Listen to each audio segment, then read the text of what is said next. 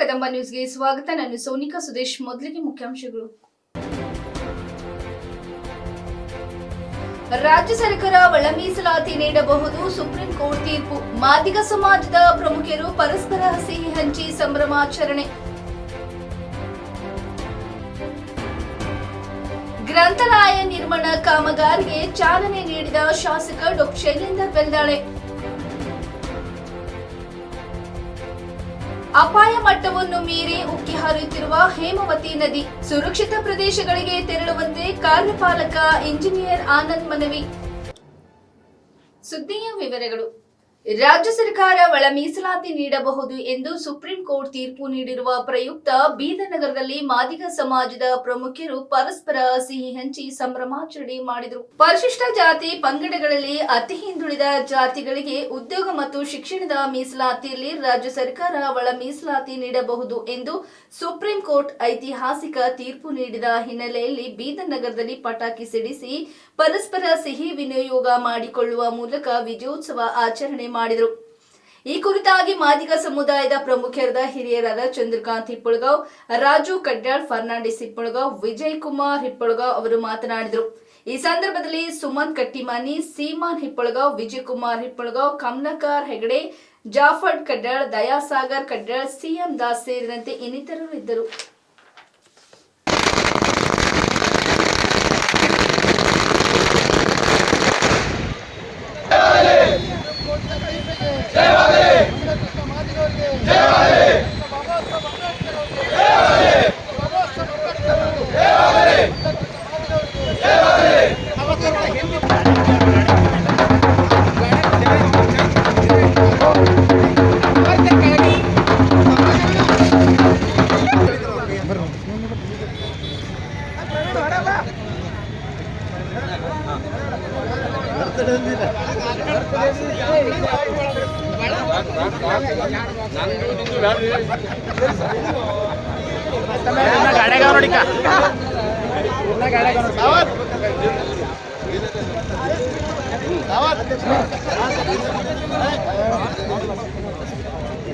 ನಾನು ಬೂಟೆ ತೋರಿದ್ದು ಬಸವರಾಜ ಬೊಮ್ಮಾಯಿ ಅವರಿಗೆ, ನರೇಂದ್ರ ಮೋದಿ ಅವರಿಗೆ, ಕೃಷ್ಣ ಮಾದಿಗ ಅವರಿಗೆ, ನರೇಂದ್ರ ಮೋದಿ ಅವರಿಗೆ. ಇದ್ದಿಲ್ಲ, ಯಾವುದು ಹೋರಾಟ ಇದ್ದಿಲ್ಲ, ಯಾವುದೂ ಸಂಘಟನೆ 90ರಿಂದ ಮಾದಿಗರ ಹೋರಾಟ ಶುರುವಾಗಿ 98ರವರೆಗೆ ಆದಿಜಾಂಬವ ಸಂಘಟನೆ ಮಾಡಿದ್ವಿ. 98ರದ ಏನಾಯಿತು ಅಂದರೆ ಕರ್ನಾಟಕ ರಾಜ್ಯದ ಆದಿಜಾಂಬವ ಬಾಡಿಯಲ್ಲಿ ಸ್ವಲ್ಪ ಅಸ್ತವ್ಯಸ್ತ ಆಗಿ ಆವಾಗ ನಮ್ಮ ಮಂದಕೃಷ್ಣ ಮಾದಿಗ ಅವರು ಭಾಳ ಹೋರಾಟ ತೆಲಂಗಾಣ, ಆಂಧ್ರ, ದಕ್ಷಿಣ ಭಾರತದಲ್ಲಿ ಭಾಳ ಚೆನ್ನಾಗಿ ಹೋರಾಟ ಇತ್ತು. ಆವಾಗ ಅವ್ರನ್ನ ಭೇಟಿಯಾಗಿ ಆ ಸಂಘಟನೆ ಇಲ್ಲಿ ತಂದು ಮೊತ್ತ ಮೊದಲನೇಗಾಗಿ 1998 ಬೀದರಲ್ಲಿ ಸಮಾವೇಶ ಮಾಡಿದ್ವಿ. ಅಂದಿನಿಂದ ಇಲ್ಲಿವರೆಗೆ ನಾವು ಮಾದಿಗ ದಂಡೂರ ಸಮಾವೇಶ ಸಂಘಟನೆ ವತಿಯಿಂದ ಹೋರಾಟ ಮಾಡಿಕೊಂಡು ಬಂದೀವಿ. ಸಮಾಜದ ಮೀಸಲಾತಿ ಸೆಪ್ರೇಟ್ ಮಾಡಿರಿ, ಮೀಸಲಾತಿ ABCD ವರ್ಗೀಕರಣ ಮಾಡಿರಿ. ನಮ್ಮ ಜನಸಂಖ್ಯೆ ಏಳ್ಸಕ್ಕೆ ಬಾಳಿದೆ, ಆದರೆ ಸೌಲಭ್ಯದಲ್ಲಿ ವಂಚಿತವಾಗಿದೆ, ನಮ್ಗೆ ಅನ್ಯಾಯ ಆಗಿದೆ ಅಂತೇಳಿ ಸರ್ಕಾರ ವಿರುದ್ಧ ನಾವು ಇಲ್ಲಿವರೆಗೆ ಹೋರಾಟ ಮಾಡ್ಕೊಂಡು ಜೀವನದಲ್ಲಿ ನಾವೆಲ್ಲರಿಗೂ, ನಾನು ಒಬ್ಬನೇ ಎಲ್ಲರಿಗೂ ಎಲ್ಲರಿಗೆ 1 ಆಗಸ್ಟ್ 2024 ಭಾಳ ಸುವರ್ಣಾಕ್ಷರಲ್ಲಿ ಬರೆಯುವಂಥ ದಿನ ಇವತ್ತು. ಪ್ರತಿಯೊಬ್ಬ ಮಾದಿಗರಿಗೆ ಖುಷಿ ತಂದಂಥ ದಿನ ಇವತ್ತು. ಇವತ್ತಿನ ದಿವಸ ನಮ್ಮ ಕರ್ನಾಟಕ ರಾಜ್ಯದ ಏನು ನಮ್ಮ ನಾಯಕರುಗಳದಾರ, ಫಸ್ಟ್ ಅಸೆಂಬ್ಲಿಯಲ್ಲಿ ಹೋರಾಟ ಮಾಡಿದವರು ನಮಗೆ ಎಚ್ ಆಂಜನೇಯ, ತಿಮ್ಮಪ್ಪರು, ಎಚ್ ಮುನಿಯಪ್ಪ, ಶ್ರೀರಾಮಕೃಷ್ಣ, ಪ್ರತಿ ಮಾದಿಗ ನಾಯಕರುಗಳು ಹೋರಾಟ ಮಾಡಿದ್ರು. ಅದಕ್ಕೆ ಸಿದ್ದರಾಮಯ್ಯ ಅವರು ಕೂಡ ಬೆಂಬಲವಾಗಿ ನಿಂತ್ಕೊಂಡಿದ್ರು. ಆಂಜನೇಯ, ನೀನು ಏನು ಮಾಡಪ್ಪ, ನಮ್ಮ ಬೆಂಬಲ ಇದೆ ಅಂತ ಹೇಳ್ತಾರೆ. ಅವರೆಲ್ಲರೂ ಇವತ್ತು ಬೆಂಬಲ ಕೊಟ್ಟಿದ್ದಕ್ಕಾಗಿ ನಮ್ಮ ಕಾಂಗ್ರೆಸ್ ಅಷ್ಟೇ ಅಲ್ಲ, ಇನ್ನು ಅನ್ಯ ಪಕ್ಷದವರು ಕೂಡ ಸಹಕಾರ ಮಾಡಿದ್ದಾರೆ. ನಮಗೆ ಯಾರ್ಯಾರು ಉಪಕಾರ ಮಾಡಿದ್ರು ಅವ್ರು ನಾವು ಯಾರಿಗೂ ಮರೆಗಿಲ್ಲ. ಯಾವುದೇ ರಾಜಕೀಯ ಪಕ್ಷಗಳು ನಾವು ಯಾವ ರಾಜಕೀಯ ಪಕ್ಷಗಳು ಹಳ್ಳಿಗಳೆಲ್ಲ ವರ್ಣನೆ ಮಾಡಲ್ಲ, ಅವರೆಲ್ಲರೂ ಸಹಕಾರ ಮಾಡಿದ್ದಾರೆ. ಅವರೆಲ್ಲರೂ ಸಹಕಾರ ಮಾಡಿ ಕಮಿಟಿ ಮಾಡಿ ಏನು ಇವತ್ತಿನ ದಿವಸ ನಮಗೆ ನಿರ್ಣಯ ಕೊಟ್ಟಿದ್ದಾರೆ. ಅದಕ್ಕೆ ನಮಗೆ ಭಾಳ ಖುಷಿ ವಿಷಯ, ಸಂತೋಷ ವಿಷಯ. ನಮ್ಮ ಪ್ರತಿಯೊಬ್ಬ ಯುವಕ ನಮ್ಮ ಬೀದರ್ ಜಿಲ್ಲೆಯಲ್ಲಿ ಬೀದರ್ ಜಿಲ್ಲೆಯಲ್ಲಿ 100 ವರ್ಷಕ್ಕಿಂತ ಮುಂಚಿತವಾಗಿ ಮತಾಂತರ ಆದಂಥ ಸಮಾಜ. ಈ ಸಮಾಜದಲ್ಲಿ ತಮ್ಮ ಜಾತಿನೇ ತಾವು ಮರೆತೋಗಿದ್ರು. ಮಾದಿಗ ಅನ್ನೋದೇ ಇವ್ರಿಗೆ ಗೊತ್ತಿದ್ದಿಲ್ಲ. ಮಾದಿಗ ಅಂತೇಳಿ ಕಣ್ಣು ತೆರೆಸಿದ್ದು ಇವತ್ತಿಂದು ಸೆಕೆಂಡ್ ಜನ್ರೇಷನ್. ನಾನಂದ್ರೆ ನಾನೇ ಅಲ್ಲ, ನಾವೆಲ್ಲರೂ ಇವತ್ತು ಏನು ಇಲ್ಲೆಲ್ಲ ಸೇರ್ಕೊಂಡೇವಿ, ಎಲ್ಲ ಮಾದಿಗ. ಆ ಹೋರಾಟದ ಫಲನೇ ಇವತ್ತು ನಮ್ಗೆ ವರ್ಗೀಕರಣ ಮೀಸಲಾತಿ ಕೊಡಬೇಕು ಅಂತೇಳಿ ಸರ್ಕಾರಕ್ಕೆ ಅವ್ರು ಪವರ್ ಕೊಟ್ಟಿದ್ದಾರೆ. ಅದಕ್ಕೆ ಮುಂದೆ ಹಿಂದೆ ಉಳಿದುಕೊಂಡು ನಮ್ಮ ಸಮಾಜಕ್ಕೆ ಏನೆಲ್ಲರೂ ಬೆಂಬಲ ಸೂಚಿಸಿ ಇವತ್ತು ನಮಗೆ ವರ್ಗೀಕರಣ ಕೊಡಬೇಕಂತೇಳಿ ಎಲ್ಲ ತೊಗೊಂಡಿದ್ದಾರೆ. ಇವತ್ತೇನು ಜಾಸ್ತಿ ಮಾತಾಡೋಲ್ಲ, ಎಲ್ಲ ನಮ್ಮ ಸೋದರರು ಭಾಳ ಜನ ಮಾತಾಡಿದ್ದಾರೆ. ಎಲ್ಲರಿಗೂ, ಅಧಿಕಾರಿಗಳಿಗೆ, ರಾಜಕೀಯ ಜನರಿಗೆ ವಂದಿಸ್ತಾ ನಮ್ಮ ಸಮಾಜದ ಪ್ರತಿಯೊಂದು ಕಾರ್ಯಕರ್ತರ ಪಾದಗಳಿಗೆ ನಮಸ್ಕರಿಸುತ್ತಾ ನಾನು ಹೇಳ್ತೀನಿ. ಹೋರಾಟ ಒಳ ಮೀಸಲಾತಿ ವರ್ಗೀಕರಣ ಆಗಬೇಕು ಏನು ಬೇಡಿಕೆ, ಒಂದೇ ಒಂದು ಬೇಡಿಕೆ ಇಟ್ಕೊಂಡು ಸುಮಾರು 30 ವರ್ಷದಿಂದ ರಾಜ್ಯದಂತೆ ರಾಷ್ಟ್ರದಂತೆ ಚಳವಳಿ ಅನೇಕ ರೀತಿಯಿಂದ ಮಾಡ್ತಾ ಬಂದಿದೆ. ಇದರಲ್ಲಿ ಕರ್ನಾಟಕದಲ್ಲಿ ಜೆ ರಾಮಕೃಷ್ಣ ಅವರ ನೇತೃತ್ವದಲ್ಲಿ ಹಾಗೂ ಕಾರಜೋಳ ಅವರು, ಡಿ ಮಂಜುನಾಥ್ ಅವರು, ಆಲ್ಕೋಡ್ ಹನುಮಂತಪ್ಪ ಅವರು, ಆರ್ ಬಿ ತಿಮ್ಮಾಪುರ ಅವರು, ಎ ನಾರಾಯಣಸ್ವಾಮಿ ಅವರು, ಈಗ ಅನೇಕ ರಾಜಕೀಯ ಮುಖಂಡರು ಎಲ್ಲರೂ ಸೇರಿ ಮಂದಕೃಷ್ಣ ಅವರ ನೇತೃತ್ವದಲ್ಲಿ ರಾಜ್ಯದಂತೆ ರಾಷ್ಟ್ರದಂತೆ ಹೋರಾಟ ಮಾಡ್ತಾ ಬಂದರು. ಮೊನ್ನೆ ಮೋದಿ ಸಾಹೇಬರು, ಈ ದೇಶದ ಪ್ರಧಾನಿ ಅವರು, ಈ ಮಾದಿಗ ಜನಾಂಗಕ್ಕೆ ಅನ್ಯಾಯ ಆಗಿದೆ, ಇದನ್ನು ಸರಿಪಡಿಸಲು ಕೋರ್ಟಿಗೆ ನೀವು ಹೋಗ್ರಿ, ಕೋರ್ಟಿಗೆ ಹೋದ್ರೆ ನಾನು ನಿಮ್ಮ ಜೊತೆ ಇರ್ತೀನಿ ಅಂತಕ್ಕಂಥ ಭರವಸೆ ನೀಡಿ ಇವತ್ತು ಚುನಾವಣೆ ಮೊದಲೇ ಅವರು ಹೇಳಿರ್ತಕ್ಕಂಥ ಒಂದು ಮಾತು ನುಡಿದಂತೆ ನಡೆದಾದರೆ ಈ ದೇಶದಲ್ಲಿ ಯಾರಾದರೂ ಅದನ್ನು ಇವತ್ತು 7 ಪೀಠದ ನ್ಯಾಯಾಧೀಶರನ್ನು ಸುಪ್ರೀಂ ಕೋರ್ಟ್ನಲ್ಲಿ ಮಾದಿಗರ ಪರವಾಗಿ ಒಳ ಮೀಸಲಾತಿ ಪರವಾಗಿ ಏನು ತೀರ್ಪು ಕೊಟ್ಟಿದ್ದಾರೆ. ನಿಜವಾಗಿ ಇವತ್ತು ಈ ದೇಶದಲ್ಲಿ ಸಂವಿಧಾನಬದ್ಧವಾದ ಒಂದು ಹಕ್ಕು ನಮಗೆಲ್ಲರಿಗೂ ಸಿಕ್ಕಿದೆ. ನಮ್ಮ ಉಸಿರು 30 ವರ್ಷದಿಂದ ನಾನಾ ರೀತಿಯಿಂದ ಬೀದರ್ ಬಂದಿರ್ಬೋದು, ಕರ್ನಾಟಕ ಬಂದಿರ್ಬೋದು, ಪ್ರತಿಭಟನೆ ಇರ್ಬೋದು, ರಸ್ತಾ ರೋಕೋ ಇರ್ಬೋದು, ಅನೇಕ ಚಳವಳಿ ಮಾಡ್ತಾ ಬಂದು ಇವತ್ತು ಈ ಹೋರಾಟದ ಒಂದು ಗೆಲುವು ಸಿಕ್ಕಿದೆ ಅಂದ್ರೆ ಇದಕ್ಕಿಂತ ದೊಡ್ಡ ಗೆಲುವು ಯಾವುದಿಲ್ಲ. ಇವತ್ತು ನಮ್ಮ ಪಾಲಿಗೆ, ನಮ್ಮ ಜನಾಂಗ ಪಾಲಿಗೆ ಹಬ್ಬದ ವಾತಾವರಣ ಇದೆ. ಇವತ್ತು ನಾವು ನ್ಯಾಯಾಧೀಶರಿಗೆ ಮತ್ತು ಕೇಂದ್ರ ಸರ್ಕಾರಕ್ಕೆ ನಮಗೆ ಪರ ಮತ್ತು ಯಾರ್ಯಾರು ಸಹಕಾರ ಇಂಡೈರೆಕ್ಟ್ಲಿ ಸಹಕಾರ ಮಾಡಿದ್ದಾರೆ ಈ ಚಳವಳಿಗೆ ಅವರೆಲ್ಲರಿಗೂ ಮತ್ತು ಅನೇಕ ಮಂದಿ ಈ ಹೋರಾಟದ ಇದು ಆಗಲಾರದೆ ಮರಣ ಹೊಂದಿದ್ದಾರೆ. ಅಂಥವರಿಗೂ ಕೂಡ ಈ ಸಂದರ್ಭದಲ್ಲಿ ನಾವು ನೆನೆಸ್ಕೊಂಡು ಅವರಿಗೂ ಕೂಡ ಶಾಂತಿ ಸಿಗಲಿ, ಈ ಸಮಾಜಕ್ಕೆ ಒಳ್ಳೆಯದಾಗಲಿ, ಎಲ್ಲರೂ ಹೋರಾಟಗಾರರಿಗೆ ಈ ಸಂದರ್ಭದಲ್ಲಿ ನಾನೆಲ್ಲರಿಗೂ ಕೈ ಮುಗಿದು ಧನ್ಯವಾದ ಹೇಳ್ತೀನಿ. ಸುಮಾರು 30 ವರ್ಷದಿಂದ ಇಡೀ ದಕ್ಷಿಣ ಭಾರತದಲ್ಲಿ ಸನ್ಮಾನ್ಯ ಮಂದಕೃಷ್ಣ ಮಾದಿಗವರ ಹೋರಾಟವನ್ನು ಇವತ್ತು ಪ್ರತಿಫಲ ಸಿಕ್ಕಿದೆ. ಇಡೀ ತನ್ನ ಜೀವನವನ್ನು ಮುಡುಪಾಗಿಟ್ಟು ಸುಮಾರು ವರ್ಷಗಳಿಂದ ಒಳ ಮೀಸಲಾತಿ ಸಲುವಾಗಿ ಹೋರಾಟ ಮಾಡ್ಕೊತ ಬಂದಿರ್ತಕ್ಕಂಥ ಸನ್ಮಾನ್ಯ ಮಂದಕೃಷ್ಣವರ ಕನಸು ಇವತ್ತು ನನಸಾಗಿದೆ. ಈ ಹೋರಾಟದಲ್ಲಿ ಇಡೀ ದಕ್ಷಿಣ ಭಾರತದಲ್ಲಿರ್ತಕ್ಕಂಥ ಆಂಧ್ರ ಆಗಿರ್ಬೋದು, ತೆಲಂಗಾಣ ಆಗಿರ್ಬೋದು, ಮಹಾರಾಷ್ಟ್ರ ಆಗಿರ್ಬೋದು, ಕರ್ನಾಟಕ ಆಗಿರ್ಬೋದು, ತಮಿಳುನಾಡಲ್ಲಿ ಅನೇಕ ಹೋರಾಟಗಾರರು ತನ್ನ ಪ್ರಾಣ ಕಳ್ಕೊಂಡು ಎಷ್ಟೋ ಜನ ಕೈಕಾಲು ಮುಡ್ಕೊಂಡು ಕರ್ನಾಟಕದಲ್ಲಿ ಹುಬ್ಬಳ್ಳಿ ಸಮಾವೇಶದಲ್ಲಿ ನಮ್ಮ ಕರ್ನಾಟಕದಲ್ಲಿ ಇರ್ತಕ್ಕಂಥ ಬಿಜಾಪುರ ಜಿಲ್ಲಾದವರು ಸುಮಾರು 8ರಿಂದ 7 ಜನ ಮರಣ ಹೊಂದಿದರು. ಹೀಗೆ ಬೀದರ್ ಜಿಲ್ಲೆಯಲ್ಲೂ ಕೂಡ 30 ವರ್ಷದಿಂದ ದಂಡೋರದ ಕಾರ್ಯಕರ್ತರು ಅನೇಕ ಹೋರಾಟ ಮಾಡಿಕೊಂಡು ಎಲ್ಲರ ಮೇಲೆ ರೌಡಿ ಶೀಟ್ ಕೇಸ್ ಹಾಕ್ಕೊಂಡು ಸುಮಾರು ಸಲ ಜೈಲಿಗೆ ಹೋಗುವಂಥ ಪರಿಸ್ಥಿತಿ ಬಂತು. ಆ ಹೋರಾಟಕ್ಕೆ ಇವತ್ತು ಒಂದು ಸಂತೋಷ ವಿಷಯ ಏನಂದ್ರೆ ಸುಪ್ರೀಂ ಕೋರ್ಟ್ನಲ್ಲಿರ್ತಕ್ಕಂಥ 7 ಸದಸ್ಯ ಪೀಠದ ಇವತ್ತೇನಂದ್ರೆ ತೀರ್ಮಾನ ಸಿಕ್ಕಿದೆ, ಒಳ ಮೀಸಲಾತಿ ಜಾರಿಯಾಗಿದೆ. ಆದ್ದರಿಂದ ನಾವೆಲ್ಲರೂ ಕೂಡ ಇವತ್ತು ಭಾಳ ಸಂತೋಷದಿಂದ ಇಡೀ ಬೀದರ್ ಜಿಲ್ಲೆಯಲ್ಲ, ಇಡೀ ಭಾರತ ದೇಶದಲ್ಲಿ ಒಂದು ಹಬ್ಬದ ವಾತಾವರಣ ನಿರ್ಮಾಣ ಆಗಿದೆ. ಯಾಕಂದರೆ ಇಡೀ ನಮ್ಮ ಮಕ್ಕಳ ಭವಿಷ್ಯನೇ ಒಂದು ರೂಪಿಸ್ಕೊಂಡಿರ್ತಕ್ಕಂಥ ಈ ಒಳ ಮೀಸಲಾತಿ ಅನೇಕ ಹೋರಾಟಗಳು ಬೀದರ್ನಲ್ಲಿ ಕೂಡ ಮಾಡಿದ್ವಿ ನಾವು. ಸೈಕಲ್ ಜಾಥಾ ಆಗಿರ್ಬೋದು, ಕುಟುಂಬಸಿ ಚಳವಳಿ ಆಗಿರ್ಬೋದು, ಅರೆಬತ್ತಲೆ ಮೆರವಣಿಗೆ ಆಗಿರ್ಬೋದು, ಇಂಥ ಅನೇಕ ಹೋರಾಟ ಮಾಡ್ಕೊತ ಬಂದು ಇವತ್ತೇನಂದ್ರೆ ಭಾಳ ಖುಷಿಯಿಂದ ನಾವು ಇವತ್ತು ಡಾಕ್ಟರ್ ಬಾಬಾ ಸಾಹೇಬ್ ಅಂಬೇಡ್ಕರ್ ಗಾರ್ಲರ್ ಮಾಡಿ ಮಂದಕೃಷ್ಣವ್ರ ಫೋಟೋಕ್ಕೆ ನಾವು ಗಾರ್ಲರ್ ಮಾಡಿ ಭಾಳ ಸಂತೋಷ ವ್ಯಕ್ತಪಡಿಸ್ತಾ ಇದ್ದೀವಿ. ಯಾಕಂದರೆ ಅನೇಕ ವರ್ಷದ ಹೋರಾಟ ಇವತ್ತು ನಮಗೆ ಪ್ರತಿಫಲ ಸಿಕ್ಕ್ಯದ. ಕಳೆದ ವರ್ಷ ನವೆಂಬರ್ನಲ್ಲಿ ನಡೆದಿರ್ತಕ್ಕಂಥ ಕಾರ್ಯಕ್ರಮ ಹೈದರಾಬಾದ್ನಲ್ಲಿ ಭಾಳ ದೊಡ್ಡ ಕಾರ್ಯಕ್ರಮ ಆಗಿತ್ತು. ಲಕ್ಷಗಟ್ಟಲೆ ಜನಸಂಖ್ಯೆ ಸೇರಿದರು. ಆ ಕಾರ್ಯಕ್ರಮಕ್ಕೆ ಪ್ರಧಾನಿಯಾಗಿರ್ತಕ್ಕಂಥ ನರೇಂದ್ರ ಮೋದಿಯವರು ಬಂದು ಅವತ್ತು ನಮಗೆ ಆಶ್ವಾಸನೆ ಕೊಟ್ಟು ಒಳ ಮೀಸಲಾತಿ ಪರವಾಗ ನಾನಿದ್ದೀನಿ, ಮಂದಾಕೃಷ್ಣಾಜಿ ನೀವು ಯಾವುದೇ ಕಾರಣಕ್ಕೆ ಹೆದರ ಅವಶ್ಯಕತೆ ಇಲ್ಲ, ನಾನು ನಿಮ್ಮ ಜೊತೆ ಇದ್ದೀನಿ ಅಂಥೇಳಿ ಅವರೇ ಮುಂದಾಳತ್ವ ವಹಿಸ್ಕೊಂಡು ಏನಲ್ಲಿರ್ತಕ್ಕಂಥ ಸುಪ್ರೀಂ ಕೋರ್ಟ್ನಲ್ಲಿ ಜನರಲ್ ಆಫ್ ಪವರ್ ಅಟ್ನರಿ ಅಂತೇಳಿ ನೇಮಿಸ್ಕೊಂಡು ಜನರಲ್ ಆಫ್ ಸಾಲಿಸಿಟರ್ ಅಟ್ನರಿ ಅಂತೇಳಿ ನೇಮಿಸ್ಕೊಂಡು ಏನದಕ್ಕೆ ಬ್ಯಾಕ್ ಬೋನಾಗಿ ನಿಂತು ಇಡೀ ಸಮಾಜ ಪರವಾಗಿ ಕೆಲಸ ಮಾಡಿ ಇವತ್ತು ಕೋರ್ಟಿನ ತೀರ್ಪು ನಮ್ಮ ಪರವಾಗಿ ಬಂದಿದೆ. ಆದ್ದರಿಂದ ಸುಪ್ರೀಂ ಕೋರ್ಟಿನ 7 ಜಡ್ಜಸ್ ಆಗಿರ್ತಕ್ಕಂಥ ಎಲ್ಲ ಜಡ್ಜಸ್ಗಳು ಕೂಡ ಇಡೀ ಬೀದರ್ ಜಿಲ್ಲೆಯಿಂದ ನಾವು ಹಾರ್ದಿಕ ಸ್ವಾಗತ ಕೊಡ್ತೀವಿ. ಅದೇ ರೀತಿ ಪ್ರಧಾನಮಂತ್ರಿಯವರಿಗೂ ಕೂಡ ಇವತ್ತೇ ನಮಗೆ ಸಹಾಯ ಮಾಡಿದರೆ ಅವ್ರಿಗೂ ಕೂಡ ನಾವು ಸ್ವಾಗತ ಕೊಡ್ತೀವಿ.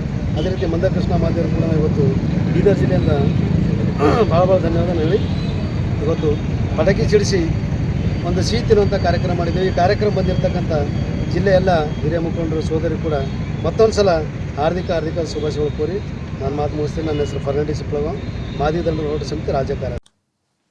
ಹೆಚ್ಚಿನ ಜ್ಞಾನ ಪಡೆಯಲು ಹೊಸ ವಿಷಯಗಳನ್ನು ಕುರಿತು ಮಾಹಿತಿ ಪಡೆಯಲು ಪುಸ್ತಕ, ಪತ್ರಿಕೆ ಓದುವುದು ಅತ್ಯಂತ ಅವಶ್ಯಕವಾಗಿದೆ. ಶಿಕ್ಷಣದ ಮೂಲಕ ಮೌಲ್ಯಯುತ ಬದುಕು ರೂಪಿಸಿಕೊಳ್ಳಬೇಕು. ಪಾಲಕರು ಮತ್ತು ಶಿಕ್ಷಕರಿಲ್ಲದೆ ಏನನ್ನೂ ಕಲಿಯಲಾಗುವುದಿಲ್ಲ. ವಿದ್ಯಾರ್ಥಿಗಳು ಇವರ ಮಾರ್ಗದರ್ಶನ ಕಡೆಗಣಿಸದೆ ಓದಿನ ಕಡೆಗೆ ಹೆಚ್ಚಿನ ಗಮನ ಹರಿಸಬೇಕು ಎಂದು ಬೀದರ್ ದಕ್ಷಿಣ ಕ್ಷೇತ್ರದ ಶಾಸಕರಾದ ಡಾ. ಶೈಲೇಂದರ್ ಬೆಲ್ದಾಳೆ ಅವರು ಹೇಳಿದರು. ಕಲ್ಯಾಣ ಕರ್ನಾಟಕ ಪ್ರದೇಶ ಅಭಿವೃದ್ಧಿಯ ಮಂಡಳಿಯ 2023-24ನೇ ಸಾಲಿನ ಅನುದಾನದಡಿಯಲ್ಲಿ ಬೀದರ್ ದಕ್ಷಿಣ ವಿಧಾನಸಭಾ ಕ್ಷೇತ್ರ ವ್ಯಾಪ್ತಿಯಲ್ಲಿ ಬರುವ ಮನ್ನಡಿ ಗ್ರಾಮದ ಪ್ರಥಮ ದರ್ಜೆ ಕಾಲೇಜಿನಲ್ಲಿ ಮಂಜೂರಾದ ಸುಮಾರು 1 ಕೋಟಿ ರೂಪಾಯಿ ವೆಚ್ಚದ ಸುಸಜ್ಜಿತ ಗ್ರಂಥಾಲಯ ನಿರ್ಮಾಣ ಕಾಮಗಾರಿ ಭೂಮಿ ಪೂಜೆ ಹಾಗೂ ಪೀಠೋಪಕರಣಗಳ ಅಳವಡಿಸಲು ಚಾಲನೆ ನೀಡಿ ಅವರು ಮಾತನಾಡಿದರು. ಕೃಷ್ಣರಾಜಪೇಟೆ ತಾಲೂಕಿನ ಹೇಮಗಿರಿ ಬಳಿ ಹೇಮಾವತಿ ನದಿ ಅಪಾಯ ಮಟ್ಟವನ್ನು ಮೀರಿ ಉಕ್ಕಿ ಹರಿಯುತ್ತಿದೆ. ಗೋರೂರ್ ಜಲಾಶಯದಿಂದ ಹೇಮಾವತಿ ನದಿಗೆ 90,000 ಕ್ಯೂಸೆಕ್ ನೀರನ್ನು ಹರಿಯ ಬಿಟ್ಟಿರುವುದರಿಂದ ಕೃಷ್ಣರಾಜಪೇಟೆ ತಾಲೂಕಿನಲ್ಲಿ ಹೇಮಾವತಿ ನದಿ ಅಪಾಯ ಮಟ್ಟವನ್ನು ಮೀರಿ ಹರಿಯುತ್ತಿದೆ. ಗದ್ದೆ ಹೊಸೂರು ಗ್ರಾಮ, ಮಂದಗೇರೆ, ಚಿಕ್ಕಮಂದಗೇರೆ, ಶ್ರವಣೂರು, ಕುಪ್ಪಹಳ್ಳಿ, ಬಂಡಿಹೊಳೆ ಗ್ರಾಮಗಳ ತಗ್ಗು ಪಾತ್ರಗಳಲ್ಲಿ ಹೇಮಾವತಿ ನದಿಯ ನೀರು ತುಂಬಿದೆ. ಹೇಮಗಿರಿಯ ಶ್ರೀ ಕಲ್ಯಾಣ ವೆಂಕಟರಮಣ ಸ್ವಾಮಿ ಬೆಟ್ಟದ ತಪ್ಪಲಿನ ಪಾದದ ಬಳಿಗೆ ಹೇಮಾವತಿ ನದಿಯ ನೀರು ಆವರಿಸಿದ್ದು, ನದಿಗೆ ಹೆಚ್ಚುವರಿಯಾಗಿ 30,000 ಕ್ಯೂಸೆಕ್ ನೀರನ್ನು ಹರಿಯಬಿಡುವ ಸಾಧ್ಯತೆ ಇರುವುದರಿಂದ ತಗ್ಗು ಪ್ರಾಂತ್ಯಗಳಲ್ಲಿ ವಾಸ ಮಾಡುತ್ತಿರುವ ಜನರು ಹಾಗೂ ಗ್ರಾಮಸ್ಥರು ಸುರಕ್ಷಿತ ಪ್ರದೇಶಗಳಿಗೆ ತೆರಳಬೇಕು. ನದಿಗೆ ಅನವಶ್ಯಕವಾಗಿ ಹೋಗಬಾರದು ಎಂದು ಹೇಮಾವತಿ ಜಲಾಶಯ ಯೋಜನೆಯ ಕಾರ್ಯಪಾಲಕ ಇಂಜಿನಿಯರ್ ಆನಂದ್ ಮನವಿ ಮಾಡಿದ್ದಾರೆ.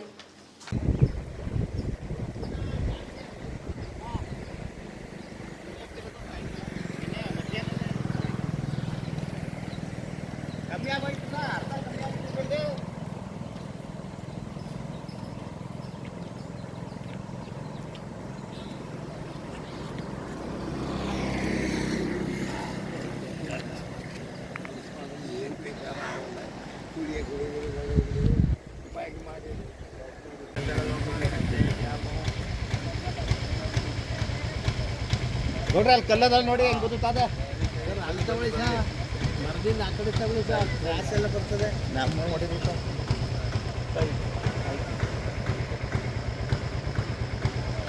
ನಾವು ನಿಂತ್ಕೊಳ್ಳೋಣ.